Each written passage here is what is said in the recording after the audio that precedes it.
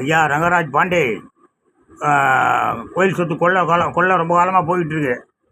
அதனால் கோயில் சொத்தை அறநிலையத்துறையிலேருந்து பிடுங்கி கோயில் நிர்வாகத்தை அறநிலையத்துறை பிடிந்து உங்கள்கிட்ட கொடுத்துட்றான். உங்கள்கிட்ட கொடுத்தவொன்னே நீங்கள் அந்த 1,50,000 ஏக்கரையும் மீட்டுருங்க. சரிதானா? ஏன்னா ஒருத்தன் 1988 ஒரு குளம் காணும் கொல்ல போகுதுன்னு சொல்லி இந்த முன்னணி இந்த பின்னணி இந்த நடுவணி பாஜக எல்லோரும் போராடி 2013 அந்த குளம் காணாமல் போயிடுச்சு.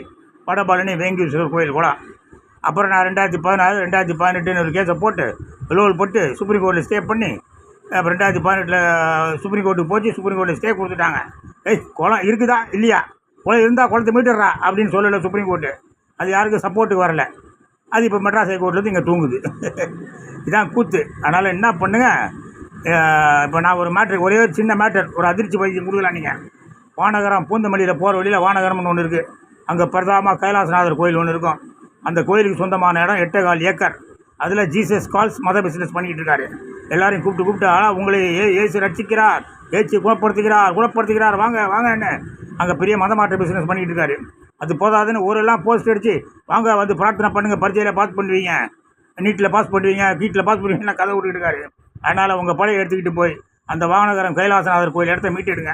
நானும் 2019 பெட்டிஷன் போட்டு பார்த்துட்டேன், ஒன்றும் வேலைக்கு ஆகலை. அதே மாதிரி நுங்கம்பாக்கம் மகசீஸ்வரர் கோயில்னு ஒரு கோயில் இருக்குது. அங்கேயும் சட்டத்துக்கு விரோதமாக சொத்துக்கள்லாம் செல்லாது, எல்லாத்தையும் மீட்டு எடுக்கணும்னு சொல்லி பெரிய ட்ரை பண்ணி ஏதோ கொஞ்சம் ஸ்டே பண்ணி வச்சுருக்கேன். 2,000 கோடி சொத்தை ஸ்டே பண்ணி வச்சுருக்கேன். அதனால் சட்டத்தை எடுங்க, கையில் சட்டத்தை எடுத்து போராடுங்க. சும்மா புலம்பி பிரயோஜனம் கிடையாது. இவங்களாம் கொள்ள தான் அடிப்பாங்க. 400 கோடியா செலவழிச்சிருப்பா ஒரு கும்பாபிஷேகத்துக்கு. கொஞ்சம் கேட்குறவன் கேனே என்ன இருக்கான், 400 கோடியா கும்பாபிஷேகத்துக்கு என்ன தங்கத்திலேவா தண்ணி ஊற்றுனானுங்க? சரி, அதெல்லாம் ஒன்றும் பிரச்சனை இல்லை. அந்த வானகரம் கைலாசநாதர் கோயிலுக்கு மீட்டிடுங்க. வானகரம் கைலாசநாதர் கோயில் 8.25 ஏக்கர் ஜீசஸ் கால்ட்டு பிடுங்குங்க. ஜெய்ஹிந்த்.